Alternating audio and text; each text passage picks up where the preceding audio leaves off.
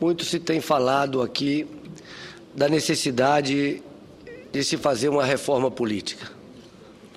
O debate que tem dominado o plenário do Senado e os meios políticos nos últimos dias dão conta se teremos plebiscito, se não teremos plebiscito, se será possível realizar o plebiscito ainda há tempo de mudar as regras para as próximas eleições, o que parece estar ficando cada vez mais distante em função até das declarações de líderes na Câmara, porque, como já alertávamos, nós não podemos abrir mão do princípio da anualidade no que se refere à legislação eleitoral.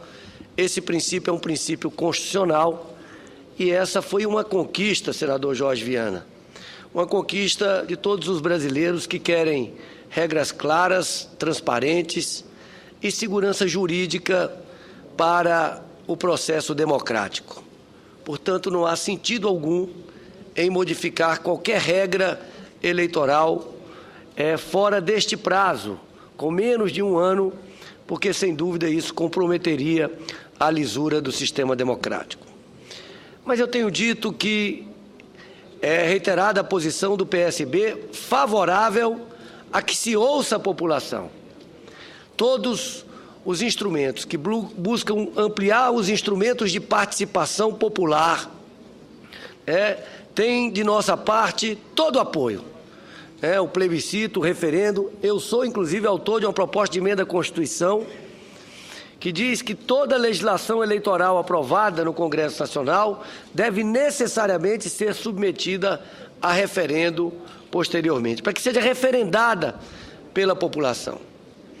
Mas eu entendo que tem algumas medidas que são óbvias e que não tratam de sistema político, não tratam de financiamento de campanha, não tratam de sistemas de coligações, mas que há muito tempo a população busca e trabalha para que sejam aprovadas pelo Congresso Nacional. E entendo que essa deveria ser a pauta prioritária. Alguns até já se encontram com possibilidade de votação, embora estejamos percebendo já algumas reações, algumas resistências à aprovação dessas matérias e, portanto, eu gostaria de listar essas matérias e dizer por que entendo que elas são importantes. A primeira delas, uma proposta, uma PEC de autoria, salvo engano, do senador Álvaro Dias, que acaba com o foro privilegiado. Essa é uma reivindicação antiga da população brasileira, não quer ver tratamentos diferenciados para as autoridades e, portanto, entendo que nós estamos no momento adequado para apreciação e aprovação dessa matéria. E, sem dúvida, isso iria dialogar, iria se comunicar de forma adequada com o sentimento que vem das ruas. Me refiro também à PEC número 18 de 2013, de autoria do senador Jarbas Vasconcelos, já fez essa solicitação aqui do plenário, em que solicita que aquelas pessoas, aqueles parlamentares condenados por decisão transitada em julgado, perderiam automaticamente os seus mandatos. E qual a razão lógica para isso? Ora, se nós aprovamos, senador Jorge Viana, senador Cícero Lucena, se nós aprovamos aqui a lei da ficha limpa, que um candidato ainda, se ele for condenado por órgão colegiado em segunda instância, ele não pode disputar o mandato, por uma questão de coerência, nós devemos também garantir o princípio que após a condenação transitada em julgado, que não é em segunda instância, é transitada em julgado, essas pessoas automaticamente perderiam o seu mandato. Entendo que é uma questão de coerência com o princípio anterior da lei da ficha limpa aprovado pelo Senado Federal. O terceiro item, senador Jorge Viana, senador Jarbas Vasconcelos, está na pauta da Comissão de Constituição e Justiça e deverá ser apreciada amanhã, já que o senador Aloysio Nunes fez um pedido de vistas para estudar de forma mais detalhada a matéria. Ela diz respeito a redução do número de assinaturas para projetos de iniciativa popular. Já tive a oportunidade de ocupar essa tribuna várias vezes para dizer que é um absurdo nós exigirmos 1.300.000 assinaturas para um projeto de iniciativa popular, quando, para a criação de um partido político que tem o monopólio da representação política, a exigência é de algo em torno de 500.000 assinaturas. O que nós estamos fazendo é colocar os mesmos critérios adotados para a criação de partidos para os projetos de iniciativa popular e dando também a prerrogativa para a população de não apenas apresentar projeto de lei, mas também apresentar propostas de emenda à Constituição. Também colocamos que um projeto de iniciativa popular, ele passa a tramitar em regime de urgência, salvo se houver uma decisão em contrário do plenário da Câmara ou do plenário do Senado. O senador Lindbergh, aproveitando também uma outra proposta de emenda à Constituição de autoria do senador Randolph, que foi apensada a de minha autoria, que foi apresentada em primeiro lugar, fixa o mesmo número de assinaturas proposto por mim, ou seja, 500.000 assinaturas para projetos de iniciativa popular, que é o número que tem como base para o cálculo o número de eleitores para deputado federal na última eleição e mantém o 1% dos eleitores para a proposta de emenda à Constituição. E traz uma novidade que entendo importante nesse momento em que a população utiliza todos os recursos tecnológicos para aceitar as assinaturas digitais certificadas digitalmente. Entendo que esse projeto, ele vem ao encontro do sentimento das ruas que quer participar. No momento que estamos vivendo, efetivamente, uma crise de representação, uma crise do modelo representativo, nós temos que ampliar os instrumentos da democracia participativa.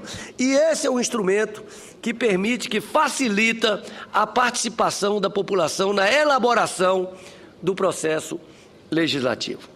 E, por fim, senhor presidente, senhoras e senhores senadores, a proposta de emenda à Constituição, de autoria do senador Paulo Paim, existem outras propostas também com a mesma finalidade, que institui o voto aberto em todas as votações do Parlamento.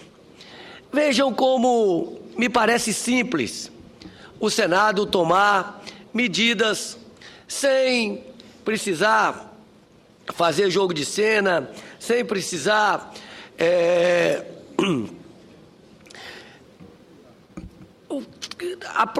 apreciando e aprovando, sem pirotecnia, temas que já se encontram na agenda do Parlamento e que se comunicam de forma muito mais tranquila, muito mais suave, muito mais coerente com o sentimento que vem das ruas. Essa proposta do voto aberto é exigida, é reivindicada pela população há muitos anos. Já tive a oportunidade de dizer aqui, repetirei várias vezes, até ver essa proposta apreciada e aprovada no plenário do Senado Federal, que o eleitor, ele tem todo o direito de saber como vota, senador Jarbas Vasconcelos, o seu representante no Congresso Nacional. E se nós estamos vivendo uma crise da representação política, uma crise da política e dos políticos, um descrédito dos partidos políticos, e hoje tem uma pesquisa demonstrando isso, 81% da população não acredita nos partidos políticos, é porque se desconfia, inclusive, da forma como são feitos os acordos das votações secretas. Nós tivemos aqui, por exemplo, na semana passada, a recusa de um indicado para o Conselho Nacional do Ministério Público, que foi aprovado por unanimidade na CCJ, que, segundo o relato de vários senadores aqui, que tem formação jurídica, foi uma das sabatinas mais brilhantes, em que essa pessoa se mostrou uma das pessoas mais preparadas. E, no entanto, por uma articulação política sorrateira, utilizando o instrumento do voto secreto, foi negada essa indicação. Eu pergunto, será que essa indicação, aqueles que votaram secretamente, o fariam de forma aberta? Portanto, senhor presidente, senhoras e senhores senadores, eu entendo que um parlamentar, para chegar aqui, seja deputado, seja senador, ele deve estar preparado para sofrer e resistir a todo tipo de pressão.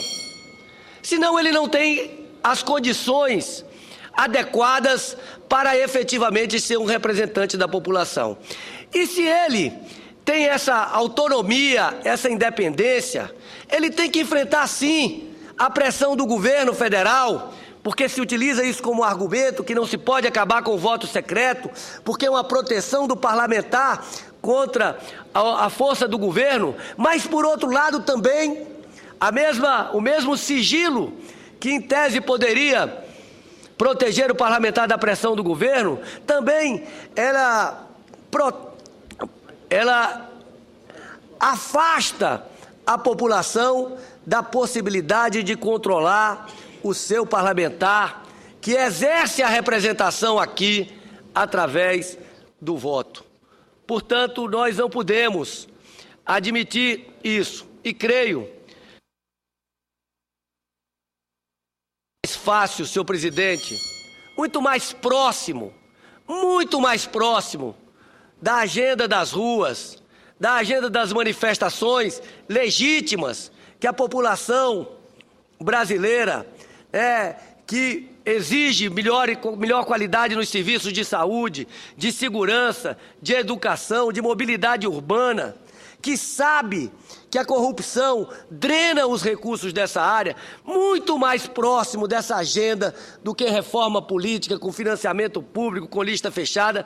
São essas questões que há muito vêm sendo reivindicadas pela população brasileira e chegou a hora do Senado Federal construir essa agenda. A PEC 18 é o fim do foro privilegiado, é a redução do número de assinaturas para projetos de iniciativa popular e a instituição definitiva do voto aberto em todas as votações do Congresso Nacional. Era esse o